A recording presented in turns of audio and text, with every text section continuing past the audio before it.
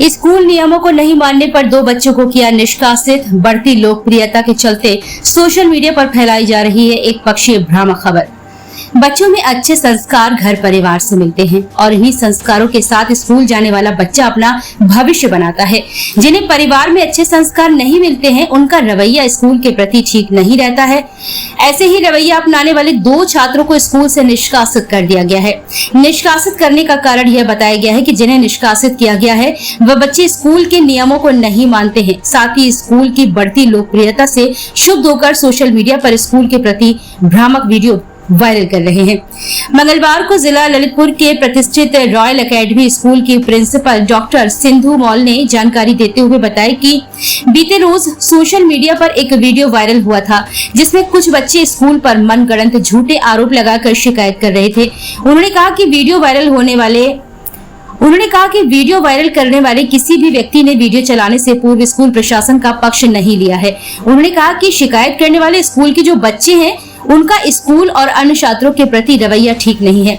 लगातार स्कूल से गैर हाजिर रहते हैं, स्कूल के नियमों को नहीं मानते हैं, जिसके चलते इन बच्चों का बुरा प्रभाव अन्य बच्चों पर भी पड़ सकता है। इसलिए इन बच्चों की उनके परिजनों से शिकायत करने की बात कही थी, जिससे क्षुब्ध होकर बच्चों ने किसी के बहकावे में आकर झूठी शिकायत कर वीडियो वायरल कराया है। उन्होंने कहा कि बच्चे अनजान होते हैं, कहीं न कहीं किसी और ने हमारे स्कूल की बढ़ती लोकप्रियता को खराब करने के लिए साजिशन वीडियो चलवाया है।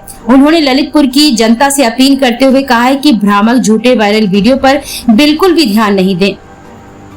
उन्होंने कहा, हम उन्हीं बच्चों को अपने स्कूल में दाखिला देते हैं जिन बच्चों में अपने माता पिता का सर्वगर्व से ऊंचा करने की ललक होती है। साथ ही उन्होंने बताया कि स्कूल के प्रति गलत आचरण रखने पर 2 बच्चों को निष्कासित कर दिया गया है। अन्य बच्चों के अभिभावकों ने स्कूल प्रशासन से मुलाकात कर स्कूल के प्रति संतुष्टि जाहिर की है।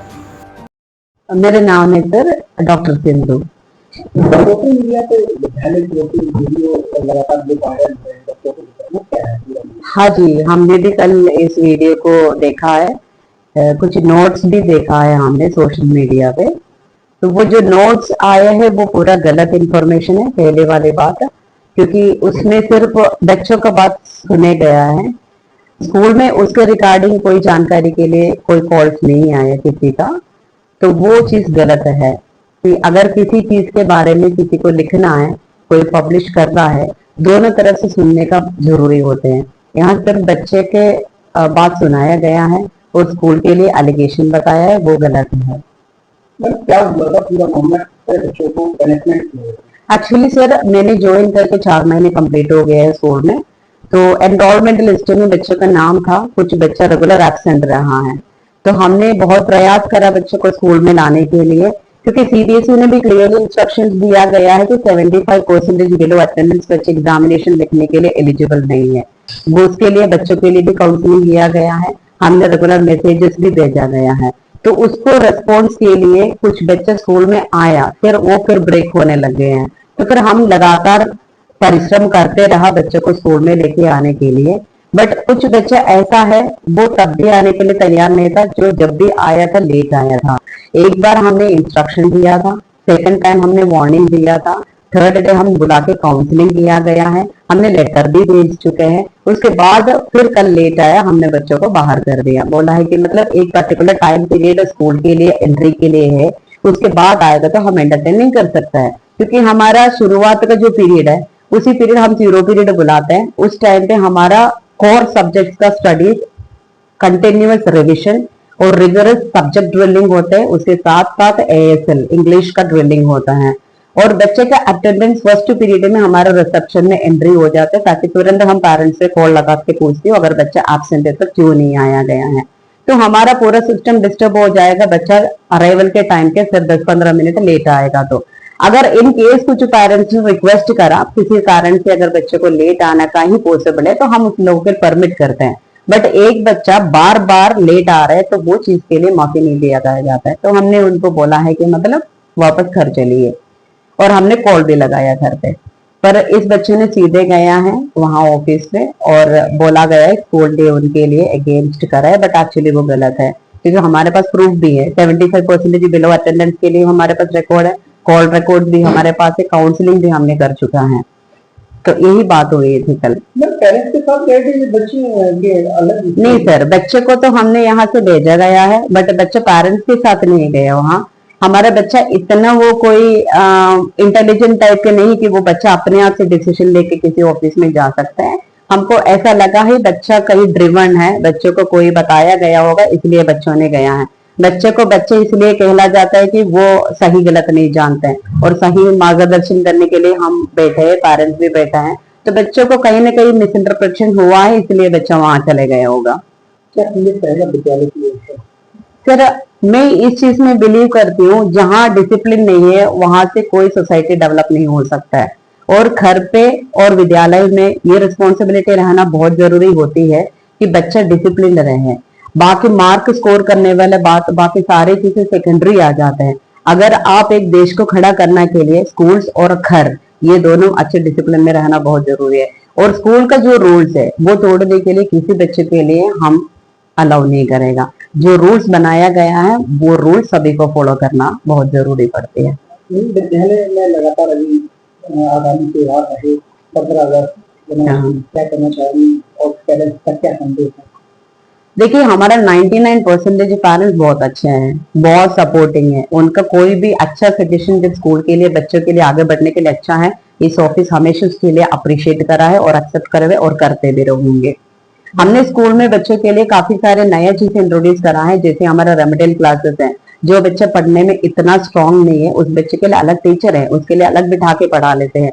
जैसे 0 पीरियड है कंसेप्ट ड्रिलिंग के लिए। और सीबीएसई भी क्लियरली यही इंस्ट्रक्शन स्कूल्स को देते हैं कि टाइम टू टाइम बच्चों को इम्प्रूवमेंट के अकॉर्डिंगली टाइम टेबल में भी आपको रिफाइनमेंट करना जरूरी है। तो हम बच्चों को रिक्वायरमेंट के अकॉर्डिंगली हम टाइम टेबल भी रिवाइज करते हैं, क्योंकि बच्चों को ग्रोथ जहां लग रहे हमको चाहिए वहां ग्रोथ चाहिए, उस अकॉर्डिंगली भी हम वर्क करते हैं। पेरेंट्स बहुत सारे उसके लिए सपोर्ट है।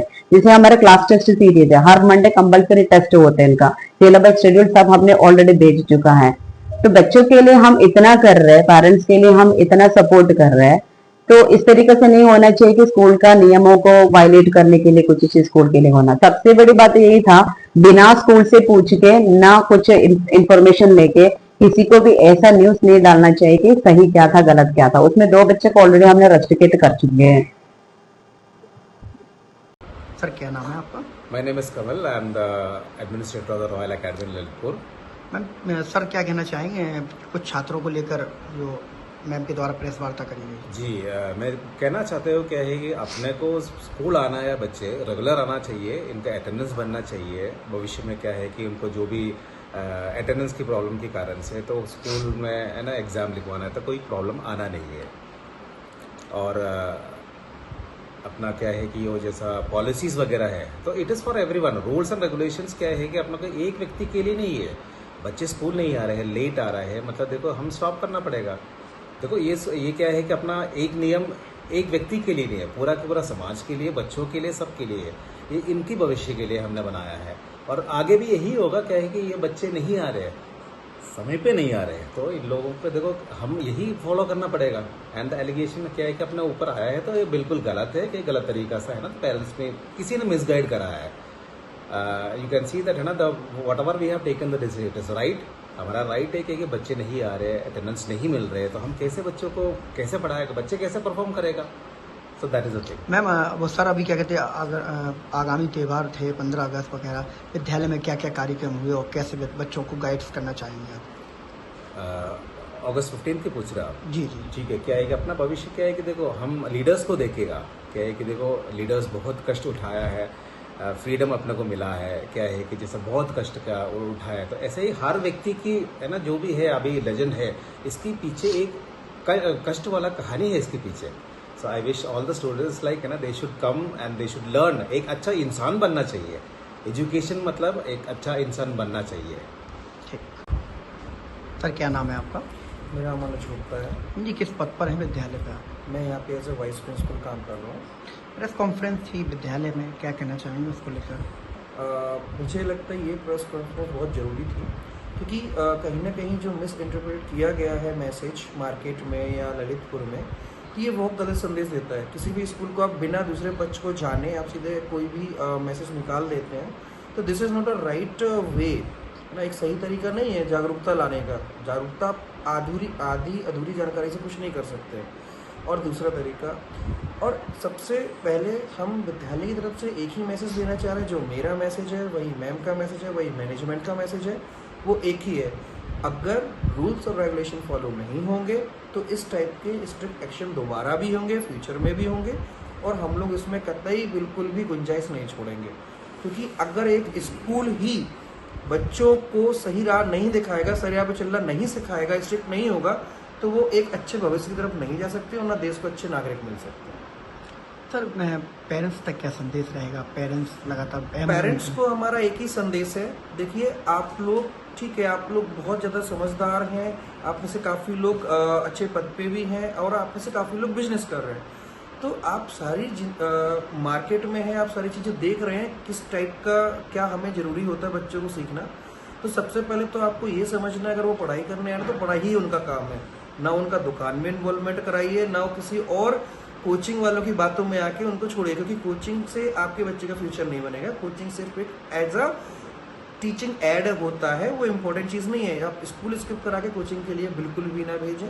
दूसरा, और हमारे यहाँ ऑलरेडी मैम ने बताया रेमेडियल क्लासेस चल रही हैं, बहुत सारी चीज़ें चल रही हैं, मंथली टेस्ट, वीकली टेस्ट हो रहे हैं, तो आप उसके फॉलोअप लीजिए, बच्चों को टाइम दीजिए कोचिंग बंद करा के, और एक्स्ट्रा टाइम में बच्चे जब पढ़ेंगे तो उनको जो भी डाउट्स है वो हमसे पूछेंगे और हम उनको पढ़ाएंगे।